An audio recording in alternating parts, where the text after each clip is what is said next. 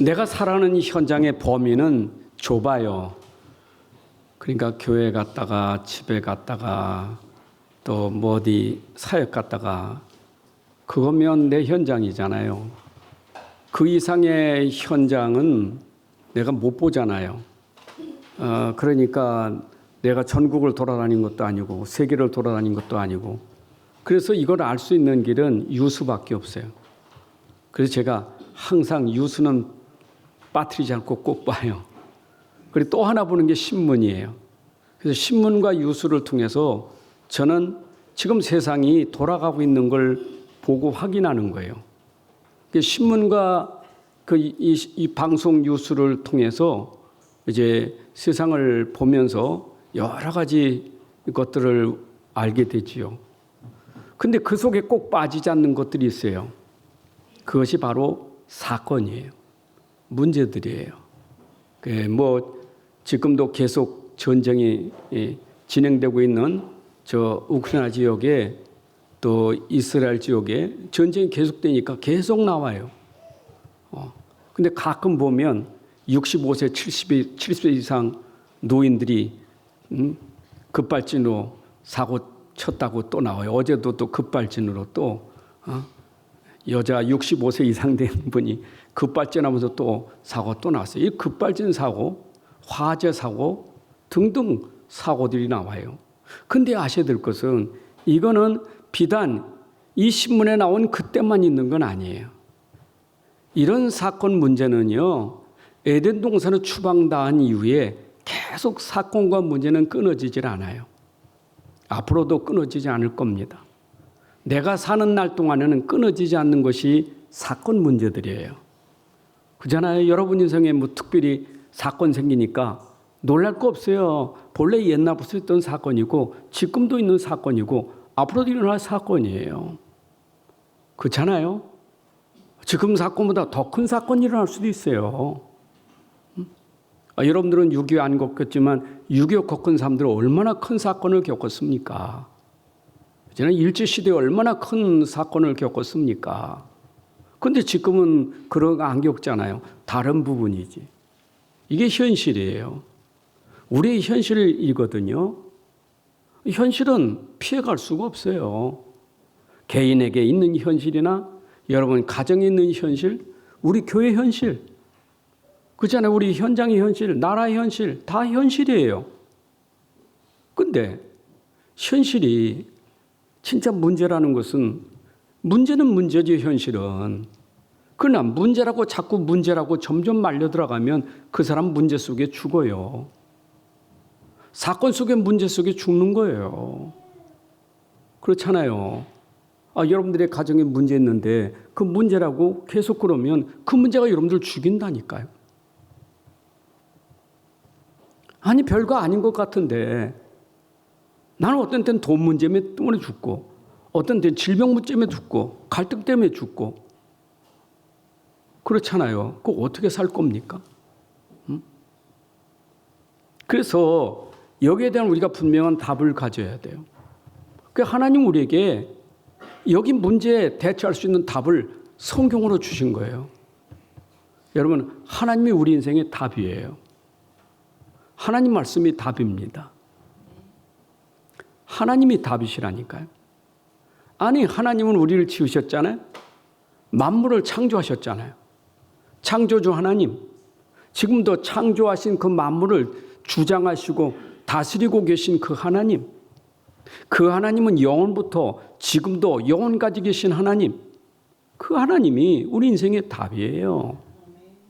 옛날에도 그분이 답이고 영원 전에도 그분이 답이고 지금도 답이고 앞으로도 답이고 영원까지 저 천국까지 답이에요. 하나님이 답입니다.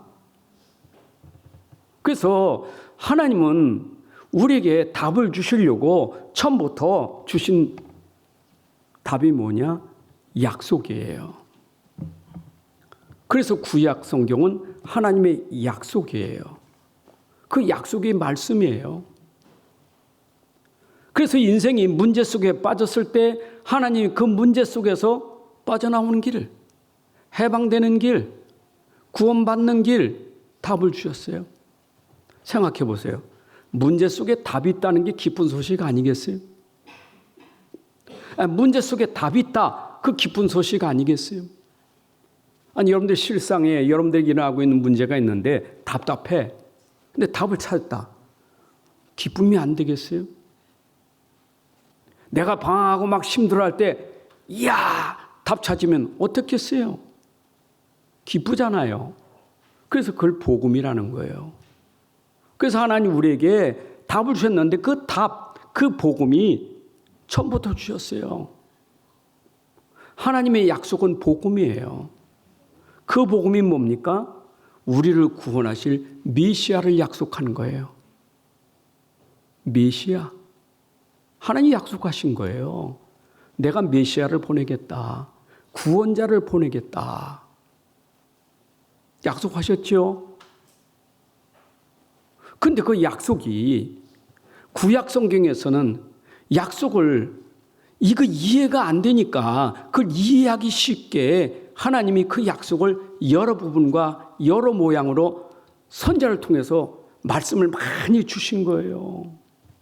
여러분 구약이 39권이지만 그 39권 속에는 하나님이 그 약속을 설명하기 위해서 여러 부분 여러 모양으로 설명하는 거예요. 그 히브리서 1장 1절 2절 아닙니까? 옛적의 선지자를 통해서 여러 부분과 여러 모양으로 우리 조상들에게 말씀하신 하나님. 근데 그 말씀하신 그 하나님이 모든 날 마지막에 누구를 통해서? 아들을 통하여 우리에게 말씀하셨느니라. 구약의 선지자들이 그렇게 말씀하시던 그 말씀이 아들을 통하여 그 말씀이 나타났다 이 말이에요. 예수는 누굽니까? 하나님이십니다. 예수는 누구십니까? 말씀이십니다. 요한복음 1장 1절부터 3절에 말하잖아요. 예수는 하나님이시고 말씀이시라고. 근데 요한복음 1장 10절에 보니까 그 말씀이 육신이 되어 우리 가운데 거하시매. 그가 독생자 예수 그리스도 아니십니까? 그럼 아버지 하나님이, 그 성부 아버지 하나님이 우리를 구원하시기 위해서 그 하나님이 우리에게 방법을 주신 게 뭐냐? 구원의 방법이 아들을 내보내 주신 거예요. 우리 문제에 답을 주시기 위해서 하나님이 약속하신 것, 그분이 그리스도예요. 그분이 메시아예요. 들녘에서 양치기들이 메시아 오기를 기다렸잖아요. 그때 천사가 거기에 나타나서 들녘에 있는 목자들에게 한 말 아닙니까? 오늘 다윗의 동리에 구주가 나셨으니 그가 그리스도시다. 내가 너에게 큰 기쁨의 좋은 소식을 전한다. 그 기쁨의 좋은 소식, 내가 복음을 전하는데 오늘날 다윗의 동리에 아들을 하나님 보내실 거예요. 그분이 구주, 그분이 그리스도시다. 아들을 낳으면 이름을 예수라 하라. 메시아가 누굽니까? 그리스도가 누굽니까? 예수예요. 요한복음 4장 25절에 사마리아 여인이 그랬어요. 메시아 곧 그리스도, 이 예수가 오셨다. 여러분, 메시아는 히브리 말이고 그리스도는 헬라어예요. 같은 거예요. 그럼 우리는 지금 누구를 믿어야 됩니까? 어떻게 믿어야, 누구를 믿어야 우리가 구원받고 누구를 믿어야 내가 답을 찾는 겁니까? 하나님은 우리에게 방법을 주신 것이 예수예요. 예수가 하나님이고 그리스도예요. 이게 우리의 답이에요. 제가 새벽에도 기도하면서 그 생각이 들더라고. 말씀 전하면서 그 생각이 들었어요. 이상하다. 예수 믿는 사람이 예수를 잘 몰라. 아이러니하잖아요. 예수 믿는 사람이 예수님 모르니까 예수 믿다가 절에 가고, 예수 믿다가 천주교 가고, 예수 믿다가 뭐 이상한 데 가고. 예수 안 믿어요. 모르는 거예요. 예수 진짜 믿으면, 내가 진짜 예수 믿는다면, 여러분, 그럴 이유가 뭐 있습니까? 흔들릴 일이 없어요. 예수 믿는 사람 흔들릴 일이 없어요. 제가 서두에 말씀드렸잖아요. 현실의 문제 답은 예수 그리스도가 답이에요. 왜 현실에 흔들릴까요? 왜 자꾸 흔들립니까? 문제니까. 문제가 되니까 흔들리잖아요. 근데 답 있는 사람은 흔들리질 않아요. 여러분, 여러분에게 진짜는요, 흔들리지 않을 만큼 힘이 있어야 돼요.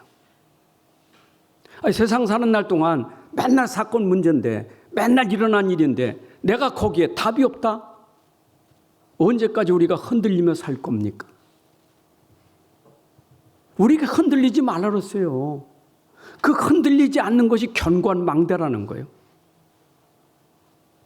여러분, 시편 61편 3절, 잠언서 18장 10절, 시편 18편 2절, 그분이 여호와 이름은 견고한 망대다.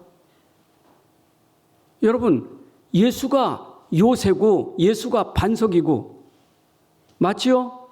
구약에는 하나님의 이름이 여호와, 신약에는 그 하나님의 이름이 예수. 그분은 우리에게 반석이에요. 산성이에요. 요새예요. 아니, 베드로가 고백할 때 예수님 베드로에게 한 말 아닙니까? 바요나 시몬아, 참 복이 있다. 이제는 네가 이름을 베드로라 하냐. 베드로는 뜻이 뭐요? 반석이다. 너 이제 반석이다. 반석은 뭐요? 흔들리지 않는 거예요. 여러분, 흔들리지 않는 근원이 뭘까요? 예수예요. 예수 그리스도. 진짜 예수 그리스도 믿으시기 바랍니다. 그럼 성령이 하시는 일은 뭘까요? 그러면 성령께서 하시는 일은 뭘까요? 아버지 하나님은 예수를 보내셨고, 그럼 성령은 뭐 하는 겁니까? 아버지가 보내신 예수를 믿게 하는 게 성령의 일이에요. 여러분들이 예수 믿게 되는 것은 성령이 아니고는 믿을 수가 없어요. 그래서 예수님이 공생애간에 약속한 게 있어요. 내가 너희들과 지금 함께 하면서 봤지, 보여줬지. 그럼 너희들은 날 믿을 수 있겠지. 내가 너에게 보여줬으니까. 그런데 지금 너희들만 믿을 게 아니라 이거는 모든 민족이 믿어야 돼. 모든 민족이, 만민이 믿어야 돼. 그럼 만민이, 모든 민족이 믿기 위해서는 내가 간 다음에 내가 다른 보혜사 성령을 보낼 것인데, 그 성령이 임하면 누구든지 믿는 자는 이 성령으로 다 믿게 될 거예요. 이게 약속이에요. 그래서 성령이 우리 안에서 증거한다니까. 누구를 증거해요? 그리스도를 증거하는 거예요.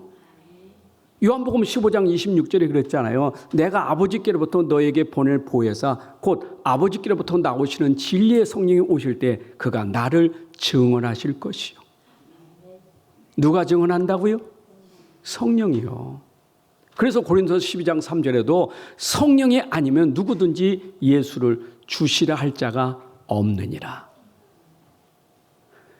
여러분이 예수를 믿었다는 것은 성령이 오시옵소서가 아니라 이미 성령이 여러분 안에 있기 때문에 믿어지는 거고, 그 성령으로 고백이 되어지는 거예요. 로마서 8장 14, 15절에도 이 영이 임하지 않으면 이 영이 아니고는 아버지를 아빠, 아버지라 부를 수 없느니라. 성령이 아니고는, 성령이 아니면 예수를 그리스도라 시인할 자가 없느니라. 여러분 속에 성령으로 말미암아 이 성령이 내게 이걸 깨닫게 하고 믿게 하고 알게 하시고 이거 은혜 주신 거예요. 아멘. 그럼 보세요. 우린 성삼위 하나님을 믿잖아요. 성경은 이거 하나님의 책이에요. 이거 하나님 책이에요. 사람이 아니에요. 하나님이지. 내가 무슨 하나님입니까? 나 하나님 아니에요. 이 땅에 어떤 인간도 훌륭한 인간 아무도 없어요. 다 사람이지. 하나님 없어요. 누가 하나님입니까? 이상한 인간들이 나와서 내가 하나님이다 하지. 그렇잖아요. 근데 사람들 어리석게 하나님이다 따라가는 거예요. 그게 교주가 되는 거예요. 인간 하나님 될 수 없어요. 인간은 인간이지. 나는 뭡니까? 나는 누굽니까? 나는 사람이에요. 근데 하나님께 쓰임받는 사람 뭐 하라고? 하나님을 설명하라고, 예수를 설명하라고. 쓰임받는 사람에 지나친 거예요. 그거 이상은 없어요. 믿습니까? 여러분들 오늘도 성삼위 하나님이, 이 말씀 속에 있는 성삼위 하나님, 이걸 얼만큼, 이 말씀 속에 있는 거, 이 말씀 속에 있는 하나님을 얼만큼 아느냐, 내가 이 하나님을 얼만큼 깨닫느냐, 정말 이 속에 있는 하나님을 내가 진짜 믿느냐. 믿음이란 말 있죠. 믿는 거는 보이는 거 믿는 게 아니에요. 믿음은 안 보이는 거지, 보이지 않는 것이. 믿음은 보이지 않는 것이요, 바른 것들 실상이지, 보이지 않는 거예요. 하나님 안 보여요. 이 안에 성삼위 하나님 계셔요. 안 믿어요. 그러니까 여호와 증인들이 성경에 봐라, 어디 성삼위 하나님 말이 있느냐. 이게 여호와 증인들이 우리를 공격하는 거예요. 그런데 아버지와 아들과 성령의 이름으로 그 조직신학에서 아버지, 아들, 성령을 삼위일체 하나님으로 우리가 칼빈이 조직신학해서 그걸 우리에게 잘 설명해 준 것이, 그게 바로 삼위일체예요. 우리 성경에 있는 것을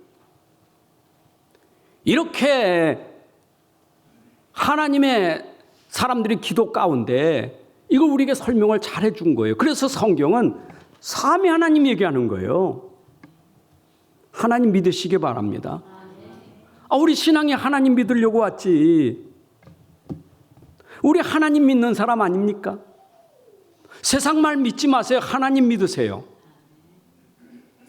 진짜 하나님을 믿으세요. 사람의 말 믿지 말고 하나님을 믿으세요. 우리는 하나님 안 믿으면 자꾸 사람의 말을 듣습니다. 사람의 말을 무시하란 말은 아니에요. 사람의 말이 필요할 수 있어요. 그러나 답은 아니에요. 우리의 답은 하나님 말씀이 답이에요. 그럼 말씀 속에서 우리에게 설명하는 하나님이 답이에요. 근데 그 하나님이 우리에게 오셨다고요. 그분이 예수 그리스도예요.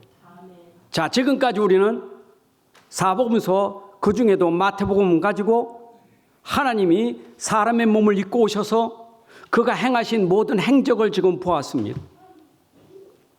예수님이 오셔서, 그렇잖아요. 마태복음 1장 1절부터 아브라함의 자손 다윗의 자손의 계보에 오신 예수 그리스도 있잖아요. 마리아의 몸을 통해서 낳은 예수, 아들을 낳으니 이름을 예수라 하라. 저가 자기 백성을 구원할 자다. 이러면서 예수님 얘기를 쭉 하고 있는 거 아닙니까? 그럼 사복음서에 우리가 예수 믿는 사람인데, 그럼 예수님이 도대체 어떤 분이냐, 이분이 어떤 분이길래 우리가 믿어야 되나, 그걸 지금 복음서에서 말하고 있는 거예요. 구약에서는 약속했고 그 약속대로 오신 예수님이 도대체 어떤 분이냐, 그게 지금 우리가 설명하고 있는 내용이에요. 마태복음 1장부터 9장까지 다시 설교할 수 없고, 여러분들 다 알고 계시죠? 들었으니까. 예수님이 오셔서 자기를 드러내셨잖아요. 나타내셨잖아요. 자기가 누구심을 나타낸 거예요. 자기가 어떤 분임을 나타낸 겁니까? 하나님이시고 그리스도이심을 나타낸 거예요. 근데 사람들이 알아요, 몰라요? 못 알아듣는 거예요. 깨닫지를 못하는 거예요. 아니, 그분은 하나님이니까 당연히 능력 있지요. 하나님이니까 능력 있는 거 아니요. 바람도 바다도 잔잔케 하는 능력이 있고, 귀신을 내쫓는 능력이 있고, 불치병고, 그 당연히죠. 하나님이니까. 그분은 하나님이셔요. 예수님은 사람만 아니라 그분은 하나님이셔요. 그분은 구원자 그리스도예요. 당연한 거예요. 당연한 거. 근데 사람들은 당연한 그분을 믿지 않고 그분이 행해서 일어난 기적만 믿고 따라다니는 거예요. 그게 무리들이에요. 지난주 말씀이에요. 마태복음 9장 36절 38절에 예수님이 그만큼 했는데, 그만큼 보여줬는데, 그만큼 자신을 나타냈는데, 나를 믿으라고 제자들에게 나를 따라오라. 내가 너로 사람 낚는 어부가 되게 하리라. 나를 따라오라. 제자들에게 보여줬고 거기는 모든 사람들에게 예수님이 우리가 믿는 예수님이 하나님이시고 그리스도심을 여러 부분과 여러 모양으로 그렇게 나타냈는데 사람들은 그걸 모르는 거예요. 무지한 거예요. 그래서 그 인생들을 보고 예수님이 하신 탄식이에요. 9장 36절에 탄식이잖아요. 무리를 보시고 어떻게 여기셨다고요? 불쌍히 여기신 거예요. 생각해 보세요. 이 사람들이 지금 예수님 알았으면 이게 복일 텐데 깨닫지 못해. 오직 아는 것은 기적이요. 또 병 좀 고쳐볼까? 또 먹을 것 좀 생길까? 이것밖에 없어 관심이. 육신이야 육신적인 거. 예수님이 오신 것은 육신 문제가 아니라 지금 영적인 거 근본을 해결해 주려고 하시는 건데 근본 영은 모르고 육신만 따라다닌 그분들을 보고 무리를 불쌍히 여기신 거예요. 제가 이 말씀 전할 때마다 우리 교회도 그렇지만 제가 현장 저 해외 현장이고 이분 그 말씀 전할 때마다 그래서 하나님이 주의 종들을 세우고 계속 복음 전하게 하는 이유가 있겠지만 이 영적인 이 메시지 영적인 거예요. 영적인 말을 이해하는 것은 참 이건 기적이에요. 이게 참 쉽지 않아요. 이게 그렇게 쉬운 게 아니에요. 진짜 사람으로 할 수 없는 일이에요. 이게 진짜 하나님의 은혜 아니면 절대 될 수 없는 일이에요. 이게 그걸 너무 많이 느껴. 너무 많이.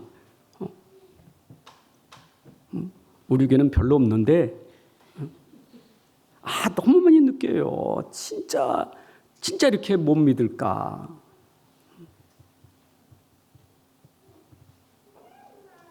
그러니까 이게 안 믿으니까 맨날 현실 가지고 싸우는 거예요. 맨날 현실 문제 싸우면 네가 옳다, 내가 옳다, 뭐 맨날 그것만 싸우고 있어요.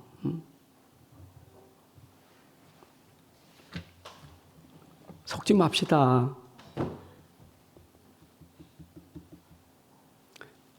예수님 어떻게 그 무리를 보시고 어떤 마음이 들었느냐? 저들은 목자 없는 양같이 고생하며 기진합니다. 여러분 상상해 보세요. 양이 목자가 없다면 어떻게 되겠어요? 양이 목자가 없다.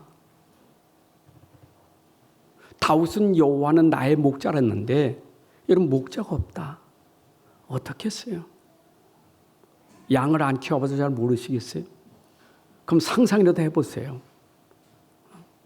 목자가 없는 양이 어떨까? 유대인들은 양을 키우니까 잘 알겠죠. 그거 보고 또 거기는 양 치는 곳이 많아요. 그러니까 예수님 비유 설교예요. 여러분 양에게는 목자가 절대적이에요. 예수님 우리의 목자예요. 그럼 예수님이 오셔서 여러분들에게 지금 목자가 되시잖아요. 근데 목자인데 보여요, 안 보여요? 여기 목자가 여러분들에게 있잖아요. 보여요, 안 보여요? 안 보이잖아요. 하나님 안 보이잖아요. 그 하나님이 여러분들 보이게 하려니까 어떻게 왔어요? 사람의 몸을 입고 오셨잖아요. 여러분들 예수님 목자인데 안 보이잖아요. 그래서 그 목자를 여러분들에게 보여주기 위해서 하나님이 주의 종을 대리로 세운 거예요. 대사로. 쉽게 말하면 여러분들이 진짜 예수님 없고 목자, 여러분들을 양육하는 목사님, 목회자가 없다. 이것만큼 불행한 게 없어요. 내가 평생 내가 함께할 그 목자가 없다. 함께 갈 주의 종이 없다. 이것만큼 불행한 게 없어요. 예수님 나의 목자 맞아요. 근데 예수님은 우리에게 제자들을 보내시면 너를 영접하면 나를 영접하는 거예요. 주의 종하고 예수님하고 같은 반이라서 그렇다고 하나님 아니에요.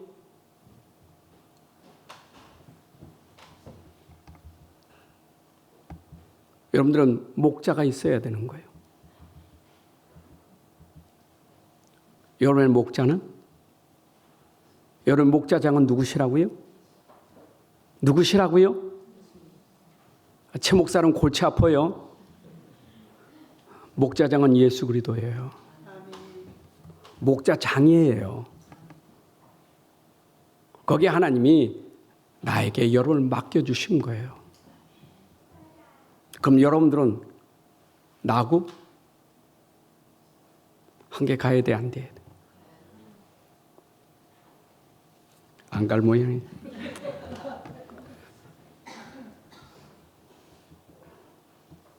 양은요, 목자를 신뢰에 따라가는 거예요. 신뢰하지 않는데 어떻게 따라갑니까? 그래서 여러분들이 진짜 그러니까 하나님의 이 일을 맡은 목회자는 그만큼 책임이 큰 거예요. 내가 잘못하면 하나님의 양들을 흩으시는 거예요. 목자가 지금 양들을 흩으신다니까. 그 양은 누구의 양이요? 내 양이요? 하나님의 양이요? 하나님 양이에요. 나의 책임이 큰 거예요. 그런데 왜 하나님이 제자를 불렀을까? 왜 일꾼을 부르셨까? 마태복음 9장 아까 봤죠? 현장에 누가 필요하다고요? 추수할 일꾼이 필요한 거예요. 그 얘기하고 바로 제자들을 보내시는 게 오늘 본문 얘기예요. 그 현장에 제자들을 보내야 되겠다 그 말이에요. 그럼 이 제자들은 어떤 제자냐? 오늘 12제자가 나오지요. 여러분 예수님이 제자를 부를 때 그냥 생각 없이 부른 게 아니에요. 누가복음 6장에 보게 되면 예수님이 기도하러 산으로 가서 밤이 새도록 기도하시고 밝음에 그 제자를 불렀다. 여러분 예수님의 공생의 사역도 마태복음 4장 1절에 기도하고 40일 금식 기도하시고 공생의 시작을 시작하신 거예요. 기도하시고 시작하셨어요. 이 땅에 그 장악하고 있는 흑암 마귀 권세를 꺾고 승리하시고 그리고 사역하셨어요. 예수님도 성령의 이끌림 받아 육신을 입었으니까 그래도 하나님의 영으로 이끌림 받아서 공생을 시작하셨어요. 기도하고 하셨어요. 제자를 세울 때도 기도하고 세우신 거예요.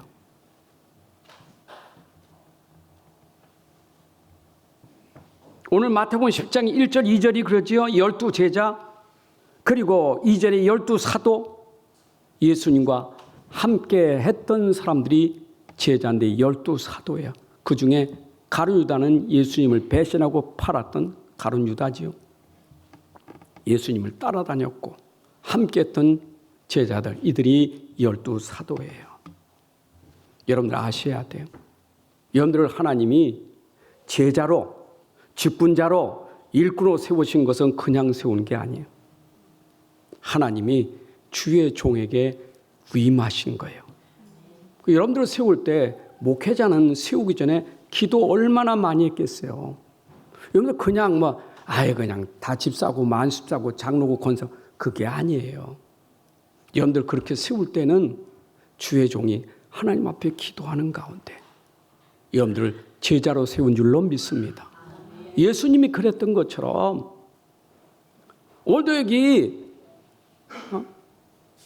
하나님이 이 주의 종을 통해서 기도 가운데 여러분들을 세웠다는 것은 하나님이 세우신 거예요. 그런데 이 제자들을 세우고 제자들과 함께 했다는 사실이에요. 동행했다는 사실이에요. 여러분 사도는 누구죠? 사도들은 예수님 공생의 기간에 예수님과 함께하면서 본 자요, 들은 자요, 그리고 본 걸 들은 걸 말하는 전도자예요. 요한일서 1장 1절부터 3절에 보게 되면 태초부터 생명의 말씀에 관한 우리가 들은 바요, 눈으로 본 바요, 자세히 보고 우리 손으로 만진 바라. 사도 요한이 고백하기를 우리는 받고 들었고 만진 바 된 자다. 이 생명에 나타내신 바 된지라. 이 영원한 생명을 우리가 보았고 영원한 생명 예수 그리스도를 우리는 보았고 또 증언하여 너에게 전하노니 보았으니까 너에게 증언한다. 이는 아버지와 함께 계시다가 우리에게 나타내신 바 되니라.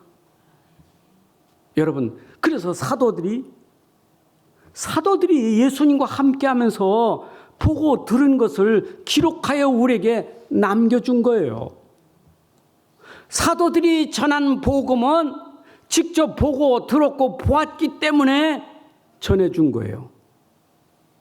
그래서 우리는 어떤 사람으로부터 나온 게 아니라 하나님이 세우신 사도로부터 들었던 복음이 우리에게 전달된 거예요. 그래서 이 복음은 사도로 말미암아 교부 시대에 또 주의 종들을 통해서 계속해서 전달돼서 우리가 지금 듣고 있는 복음은 사도들이 보고 들은 바를 우리에게 전달해 준 거예요. 확실한 거예요. 그냥 어디서 튀어나온 게 아니고 하나님께서 우리에게 이 복음을 사도들이 본 것을 기록하여 우리에게 전달해 준 거예요. 그 사도들이 전해 준 거예요.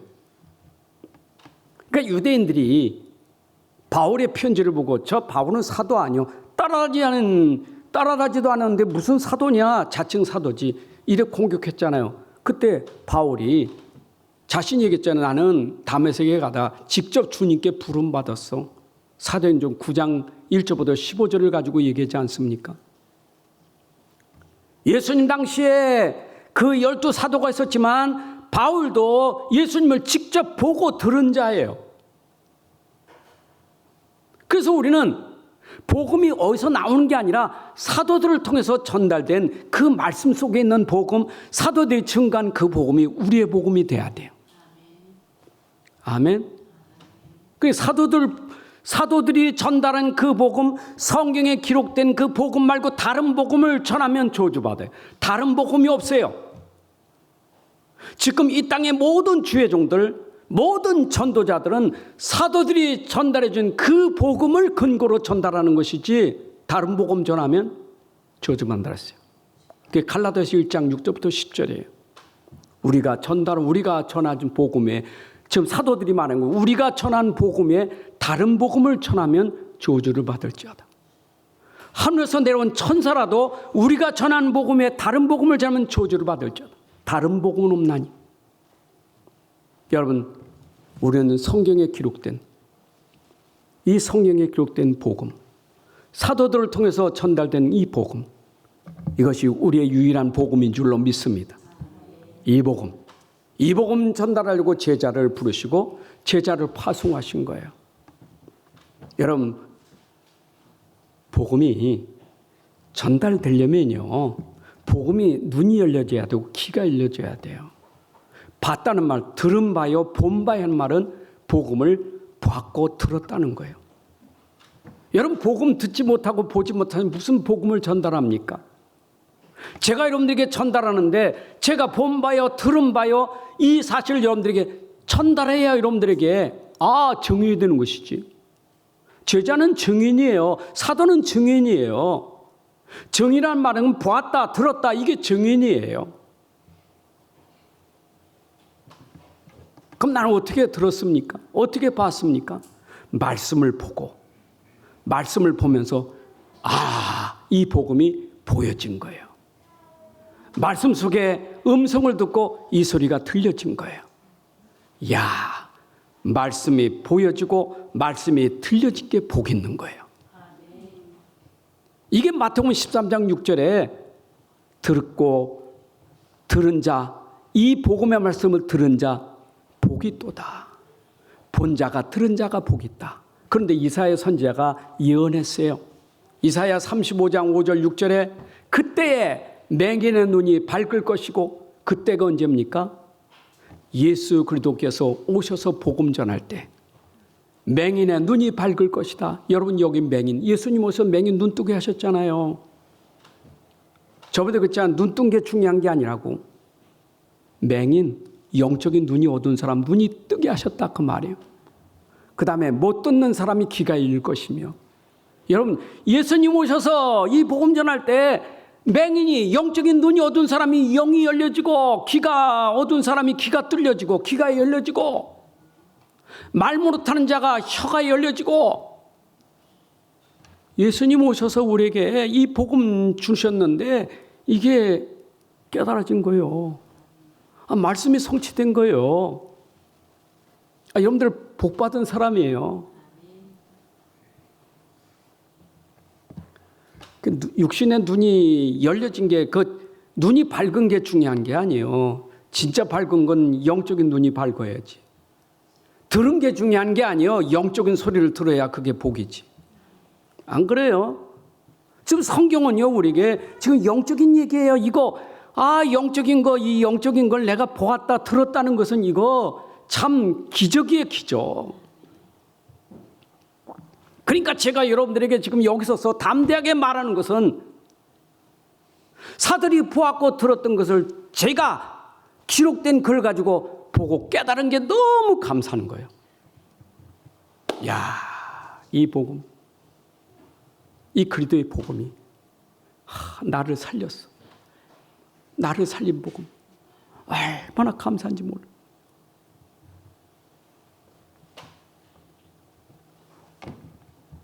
여러분들이 지금 일단 여러분들이 누려야 될 축복은 영적인 것부터 누리셔야 돼요. 육신적인 거 아니에요.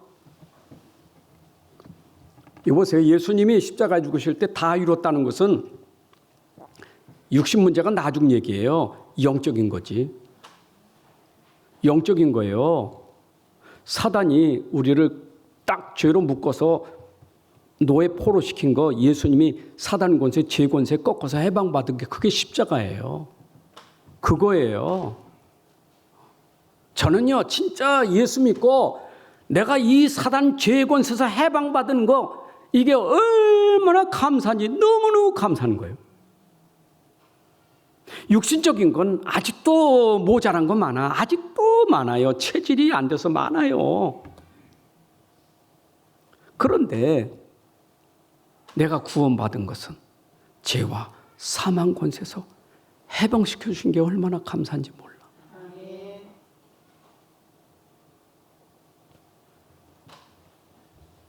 그럼 내 안에 그리스도가 들어가니 율법 정도가 아니에요. 미워하지 마라, 뭐 하지 마라, 그 정도가 그걸 뛰어넘어요. 그걸 뛰어넘어. 내가 진짜 믿음 되니까 그걸 뛰어넘어.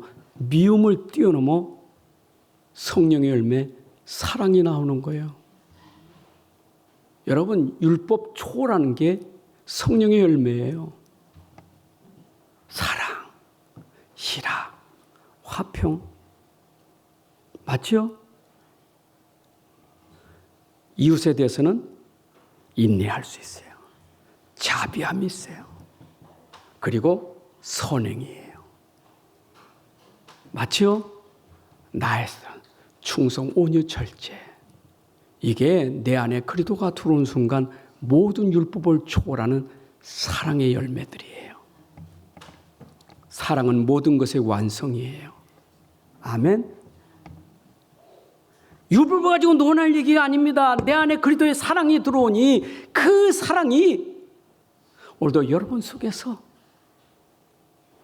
오래 참음도, 자비함도, 그리고 선행도 나올 수 있는 열매예요. 아멘. 그러면서 여기에 뭐라 했어요? 네가 이제 가는데 어디로 가지 말고, 예수님이 열두를 보내시면서 명하기를 이방인의 길로도 가지 말고 사마리아인의 고래도 들어가지 말고, 이방인 사마리아 가야 되는 거예요. 근데 거기 들어가지 말고 네가 먼저 순서가 있어. 순서가 우선 가야 될 때가 있어. 어디를 가야 돼? 이스라엘 집에 잃어버린 양에게로 가라. 여러분, 전도도 순서가 있는 거예요. 우리가 2, 3, 7, 5천 종족 살리는 것도 중요하지만 2, 3, 7, 5천 종족 살리기 전에 순서가 있다니까. 지금 이 본문은 유대인들에게 하는 말이에요. 유대인들이 예수님 핍박하고 거부하고 그러잖아요. 그런 유대인들이 어떤 유대인들입니까? 이 유대인들은요, 하나님 말씀을 받은 자들이요. 말씀을 받았어. 근데 말씀을 받았으나 말씀을 몰라. 말씀을 놓쳐버렸어. 깨닫지를 못하는 거예요. 율법을 줬는데 율법을 깨닫지 못하는 거예요. 율법주의가 되고 선민 사상이 되고, 그렇죠? 아니 모든 민족은 고사하고 우리만 진짜 민족이요. 완전 틀린 거예요. 이 민족 제일 먼저 깨달아야 될 유대인들이 못 깨달으니까 유대인에게 먼저요. 여러분 바울이 예수님 만나고 제일 먼저 들어간 데가 어딘 줄 압니까? 바울이 먼저 들어간 곳이 9장 31절에 그리하여 그가 온 유대와 갈릴리와 그리고 사마리아 그렇게 갔어요. 바울도 복음 듣고 제일 먼저 간 데가 유대 갈릴리였었어요. 그는 이방인의 사도지만 먼저 간 것이 유대인들에게 갔어요. 여러분 보세요. 로마서 1장 16절에도 내가 복음을 부끄러워하지 않으니 이 복음 모든 믿는 자들에게 구원하신 하나님의 능력이 됨이라. 그런데 먼저는 누구에게? 유대인에게요. 그리고 헬라인에게로다. 이렇게 주님이 복음 주실 때 먼저는 유대인에게, 언제나 유대인이요. 그런데 제일 먼저 심판받고 제일 고통받는 것도 유대인 먼저 받아. 그렇죠? 유대인 고통받아. 이방인에게 넘어가고 도리어 유대인이 고통받아. 로마서 2장 9절에 악을 행하는 각 사람의 영에는 환난과 곤고가 있으니 먼저는 유대인에게요. 제일 먼저 받고 깨닫지 못하니 제일 먼저 곤고를 받는 것이 유대인이에요. 그래서 바울은 복음 전하면서 항상 자기 마음속에 누가 있었느냐? 자기 민족이었어. 로마서 9장 3절 나의 형제 곧 고륙의 친척을 위하여 내 자신이 저주를 받아 그리도에게 끈을 찔지라도 원하는 바라.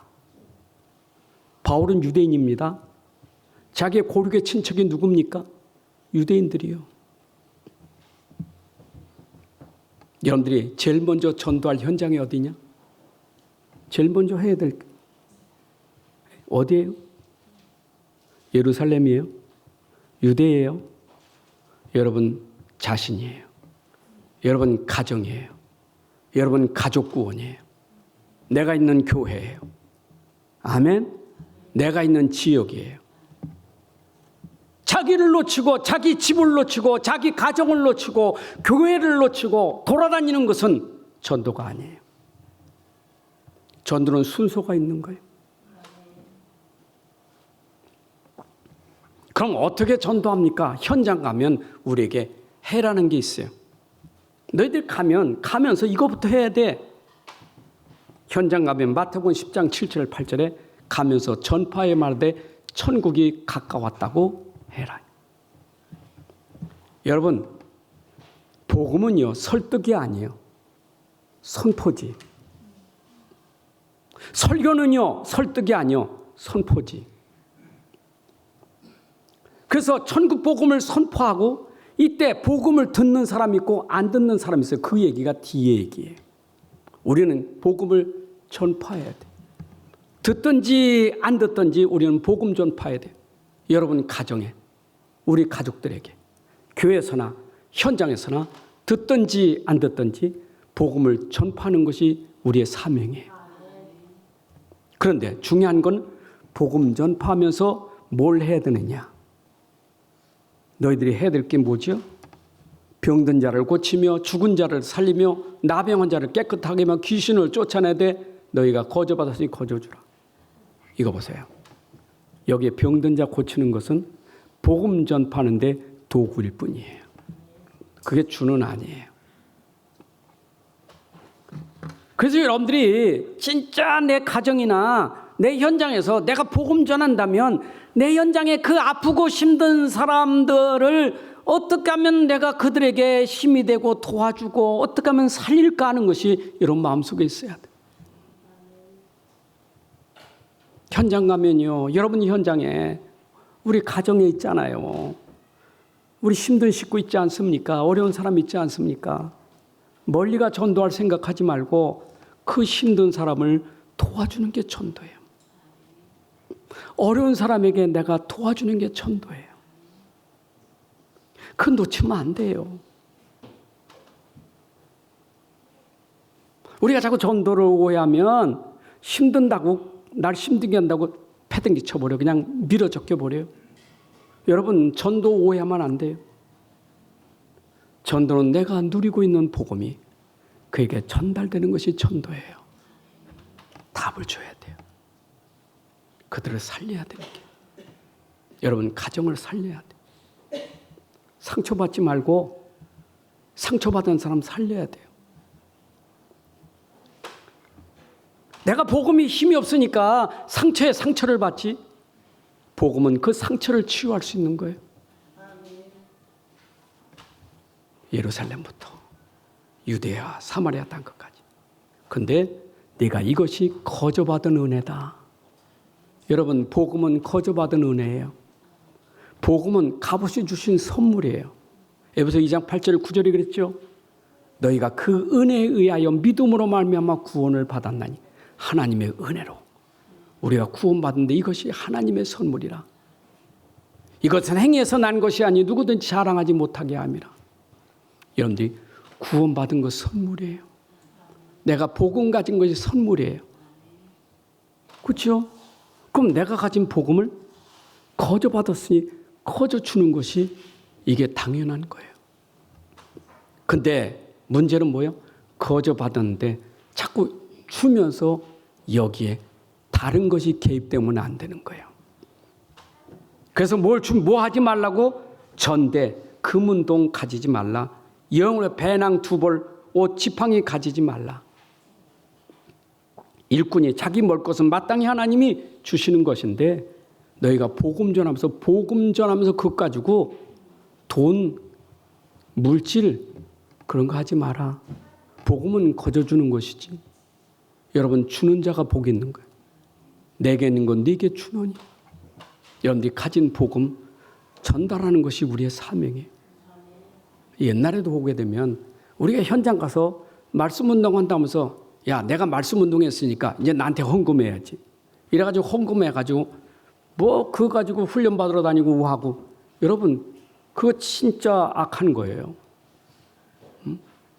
여러분들이 진짜 중요한 것은 내가 복음 전은 글로 끝이어야 돼. 거기는 동기도 계산도 없어요. 그렇잖아요. 여기 있는 목사님이 여러분들에게 복음 전하고 복음 전해서 여러분들 나한테 좀 돈도 줘야지. 뭐 좀 해줘야지. 제 양국도 사주고 좀 뭐도 해줘야 되지. 얼마나 악한 거겠어요. 그거 하지 마라 이 말이요. 거저 받았으니 거저 주라. 여러분 생각해 보세요. 우리가 은혜 가진 게 어디 있어요? 다 은혜예요. 고린도 15장 10절에 치면 모든 것이 다 은혜랬잖아요. 다 은혜예요. 내가 나 된 것이 다 하나님의 은혜예요. 은혜 아닌 게 없어요. 은혜 받았으니 은혜는 거저 줘야 되는 거예요. 아멘. 거저 줬더니 하나님이 전달하는 전도자에게 하나님이 나머지는 하나님 책임져 주시는 거예요. 맞죠? 누가 오늘도 어떤 형제가 또 이렇게 넥타이를 줘서 자거나 감사 이렇게 나 넥타이 줬으니까 여러분들 넥타이 하나 사주세요. 그 말입니까? 어쩌면 나는 여러분들에게 했는데 참 여러분들이 내가 해야 될 게 시편 119편 116편 10일에도 이 은혜를 내가 무엇으로 보답할까 이런 마음인데 여러분들에게 내가 뭘 드려야 될까 하는 마음인데 여러분들이 이렇게 하는 것에 나는 너무 죄송하고 감사할 뿐이에요. 그런데 여러분들에게 항상 뭔가 썸씽이 있으면 이거는 복음이 변질된 거예요. 복음은 거저주고 대가가 없어요. 죽을 때까지 내 생명 다 바쳐서 주를 위해서 여론을 위해서 내가 헌신해야 될 게 나의 사명이에요. 아멘.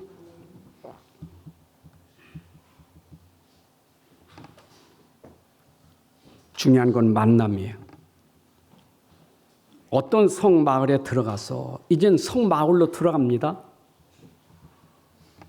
들어가는데 오늘 여기에 11절에 어떤 성이나 마을에 들어가든지 그 중에 합당한 자를 찾아내어 너희가 떠나갈 때까지 거기 머물라. 그리고 그 집에 들어가면서 평안하기를 빌라. 여러분, 우리 성도, 우리 이 주의 종들이 복음 전한 사람이 들어가면 거기에 머물러 이 집에서 평안을 빌어야 돼요. 우리는 평안의 복음입니다. 복음은 평안의 복음입니다. 그래서 여러분들에게 전도자가 해야 될 일은 뭐냐? 평안의 복음을 빌어야 돼요. 평안의 복을 빌어야 돼요. 예수님도 그러셨어요. 부활하시자마자 제자들에게. 요한복음 24장에도 제자들 가운데 나서 너에게 평강이 있을지어다. 요한복음에 2번씩이나 평강이 있을지어다. 여러분들에게 오늘 평안의 축복이 있기를 바랍니다. 이게 우리가 할 일이요. 이런 바울의 편지는 항상 서두에 은혜와 평강이 있을지어다. 제가 여러분들에게 복을 빌 것은 평강이 있을지어다. 평안할지어다. 그래서 이스라엘은 인사가 샬롬 아닙니까? 평안한. 오늘도 이런 평안의 축복을 받으셔야 돼요. 이게 우리가 할 일이에요. 여러분, 평안은 모든 거예요. 자, 그런데 그 집이 평안을 받을 만한 합당한 집이냐 이 말. 여러분, 평안의 복을 빌 때 그 복을 받는 집이 있었어요. 합당한 집들. 바울이 현장에 들어가 평안의 복음을 전달했는데 합당한 사람들이 있었어요. 그게 루디아 같은 사람이에요. 그게 야손 같은 사람, 브리스가 부부 같은 사람, 로마서 16에 나온 베베 같은 사람. 이 사람들은 바울이 복음 전할 때 그걸 받아들인 사람이에요. 얼마나 이게 축복인데 내 집에 들어와 유하소서. 자기 집을 주의 종을 모시고 거기서 말씀 운동한 교회의 시작이 된 거예요. 오늘도 여러분들이 복음 전한 복음에 합당한 사람이 있어요. 반대로 너희를 영접하지 않고 말도 듣지 않는 사람도 있다. 여러분, 이 평안의 복음을 전하는데 듣질 않아. 말 듣질 않아. 여러분, 복음 전할 때 거절하는 사람, 거부하는 사람. 거부할 때는 어떻게 하라고요? 그 집이나 성에 나가서 너의 발의 먼지를 떨어버리라. 발의 먼지까지 떨어버리래. 그 말은 거기에서 머물지 말고 다른 곳으로 가라. 우리가 한 집에서 토론하고 말싸움하고 하지 말고 그 말싸움 그거 다 떨어버리고 다른 곳으로 가라. 다른 곳에 영생을 주시로 작전된 자가 있다. 사도행전 13장 45, 46절에 유대인들이 그 무리를 보고 시기가 가득하여 바울이 말한 것을 반박하고 비방하거늘 바울과 바나바가 담대히 말하되 하나님 말씀을 마땅히 먼저 너에게 전할 것이 너희가 그것을 버리고 영생을 얻게 합당치 않은 자로 처하기로 우리가 이방인에게로 가노라. 안 받으니까. 그런데 48절 보니까 이방인들에 가니까 거기에 영생을 주시기로 작정된 자들이 믿더라. 여러분, 받지 않으면 한 다른 곳으로 가는 거예요. 거기에 준비된 자가 있으니까. 여러분, 전도하다가 싸우지 말아야 돼. 복음 전하다가 안 들으면 말하지 말아요. 왜 싸웁니까? 빨리 먼지 떨고 빨리 딴 데로 가야 돼요. 그게 예수님이 제자에 가르쳐 준 거예요. 전도하다 싸우는 사람은 전도를 모르는 사람이에요. 안 그래요? 저는 이렇게 만나서 조금 얘기하다가 이 사람이 말이 영 안 통한다. 딱 입다더요. 말할 필요 없어요. 안 통하는데 뭐로 말합니까? 도리어 그 사람 부담만 줘요. 힘들어요. 그 사람 실컷 듣고 진짜 목사는 말도 잘해. 진짜 지겨워. 이게 전도 아니에요. 말하다가 안 들으면 딱 끝나. 딴 데 가서 들었어. 근데 이 사람 말씀을 너무 잘 들어. 합당한 자. 근데 말씀을 거부하는 자가 어떻게 된다고요? 오늘 이게 무서운 얘기였어요. 14, 15절에 너희를 영접지도 아니하고 너희 말을 듣지도 아니하거든 그 집에서나 성에서 나가 너희 발의 먼지를 떨어버리라. 내가 진실로 너희 이르니 심판날에 소돔과 고모라 땅이 그 성보다 견디기 쉬우리라. 여러분, 심판, 소돔 고모라 심판보다 더 큰 심판이 있다는 거예요. 복음을 거부하면 소돔 고모라는 이 땅의 얘기예요. 그런데 복음 거부하면 이 땅의 얘기가 아니요, 영원한 얘기예요. 이건 소돔 고모라도 더 무서운 심판이에요. 세상에 노아 시대나 소돔 고모라 시대는 그냥 불심판, 물심판으로 끝났지만 이거는 그 심판이 아니에요. 복음 거부는요, 영원한 불못의 심판이에요. 무서운 얘기예요. 그러니까 거기에 들어가서 널 영접지도 않고 너 영 받아들이지도 않아, 말을 듣지도 않아. 그러면 빨리 떨어가. 근데 그 안 들은 그 사람은, 거부한 사람은 심판을 견디지 못하리라. 여러분, 그래도 우리는 그 영혼을 사랑하기 때문에 우리는 복음 전할 사명이 있겠죠. 자, 결론입니다. 우리가 복음 전한 사람은, 이 복음 전도자는 많지 않아요. 복음은 받았으면 전해야 되는 거예요. 그래서 복음 전한다는 말은 나가서 예수 믿으세요, 그 말이 아니라 여러분이 있는 그곳에서 내가 누리는 복음이 그 사람들에게 전달되는 게 전도예요. 여러분 가정에서 내가 누리는 복음이 전달돼야 돼. 전달되는 답을 주고 치유하고 살릴 수 있는 사람이 돼야 돼. 그런데 이때 여러분들 속에 항상 복음 전하면서 복음 외에는 다른 동기 갖지 마세요. 복음만 전해주면 돼요. 복음 전하고 이 사람 전도했으니까 우리 교회에 나오겠지? 이거는 복음 실패예요. 여러분 복음 전하면서 자꾸 교회로 끌고 오려고, 우리 교회로 자꾸 이렇게 하려고 하는 그 자체가 복음에는 그건 합당치 않은 거예요. 그 사람이 그냥 복음 듣는 것이 중요한 거예요. 아멘? 그렇잖아요. 부산 사람이 여기 왔는데 복음 전해야 돼서 안 전해야겠어요? 저는 늘 부산 가는데 우리 교회도 안 오는데 뭐. 여러분 전도는 그런 동기 아니면 안 돼요. 외국에 살든지 멀리 사든지 누구를 만나든지 우리는 복음 전하는 것이 우리의 사명이에요. 복음 때문에 살고 복음 전하는 것 때문에 사셔야 돼요. 오늘 제자입니다. 제자는 복음 전하는 플랫폼이에요. 여러분이 빛을 발하는 플랫폼이에요. 어둠 속에 있는 사람이 여러분 때문에 빛을 만날 수 있는 사람이 돼야 돼요. 어둠의 사람이 빛으로 나와야 될 거 아니에요. 여러분이 빛이 되셔야 돼요. 내가 어둠 속에 있다가 이제 빛을 만났구나. 누구를 통하여? 저 전도자를 통해서 빛이 되시는 예수님 내가 만났구나. 예수님 만나게 하는 일. 여러분 그리스도를 만나게 하는 일. 그 일을 하는 것이 복된 거예요. 오늘도 현장에 여러분들이 그런 제자로 파송받은 사람들이에요. 그 현장이 순서가 우선이 어디라고요? 어디예요? 내 안에.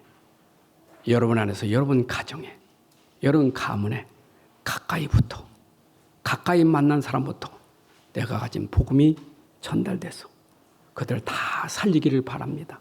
다 살려. 하나님 아버지 감사합니다.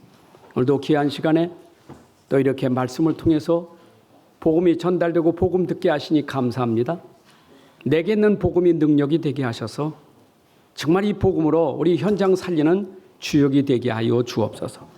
아버지 우리 때문에 무너진 현장 살리게 하여 주옵소서. 아버지 우리 가족을 살리고 교회를 살리고 내가 있는 직장을 살리고 내가 있는 지역을 살리면서 237의 나라까지 살릴 만큼 축복을 누리게 하여 주옵소서. 예수 그리스도의 이름으로 기도합나이다. 아멘. 이제는 우리 주 예수 그리스도의 은혜와 아버지 하나님의 크신 사랑과 성령님의 인도 역사 충만하심이 오늘 함께 예배하는 주의 자녀들 머리 위에 가정과 산업과 후손들 위에 이제부터 영원까지 함께할지어다. 아멘.